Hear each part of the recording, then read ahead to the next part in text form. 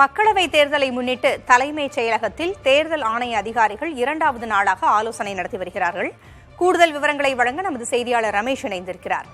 ரமேஷ், நேற்றும் ஆலோசனை நடந்தது, இன்று இரண்டாவது நாளாக ஆலோசனை நடந்து கொண்டிருக்கிறது. நேற்று என்னென்ன முடிவுகள் எடுக்கப்பட்டன, இன்று எது குறித்த ஆலோசனை இருக்கும்?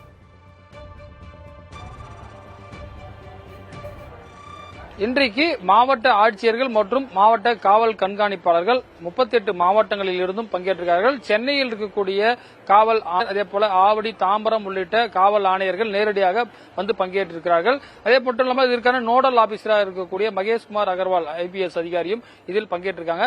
அதாவது இந்த தேர்தலை நியாயமாகவும் அதே போல எந்தவித பிரச்சனையும் இல்லாமல் நடத்துவது குறித்து தான் இந்த ஆலோசனை நடைபெறுகிறது. இந்த வாக்குச்சாவடி மையங்கள்ல குறிப்பா எதெல்லாம் பதட்டமான வாக்குச்சாவடியோ அங்கெல்லாம் CCTV கேமராக்கள், வெப் கேமராக்கள் அமைப்பதன் மூலமாகவும் ஆலோசிக்கப்பட்டு வருகிறது. தொடர்ச்சியாக இரண்டாவது நாளாக இந்த டெல்லியில் இருந்து வந்திருக்கூடிய இந்திய தேர்தல் ஆணையத்துடைய துணை ஆணையர் அவர் தலைமையில் தான் இந்த ஆலோசனை என்பது நடைபெற்று வருகிறது. அதேபோல தேர்தல் ஆணைய செயலாளரும் இதில் பங்கேற்றிருக்கிறார்கள். தொடர்ச்சியாக இன்று மாலை செய்தியாளர்கள் சந்திப்பு நடைபெறுகிறது. அடுத்த மாதம் ஏப்ரல் மாதம் ரம்ஜான் 11ஆம் தேதி வருகிறது. அதேபோல கள்ளழகர் ஆற்றில் இறக்கக்கூடிய விழா 23ஆம் தேதி வருகிறது.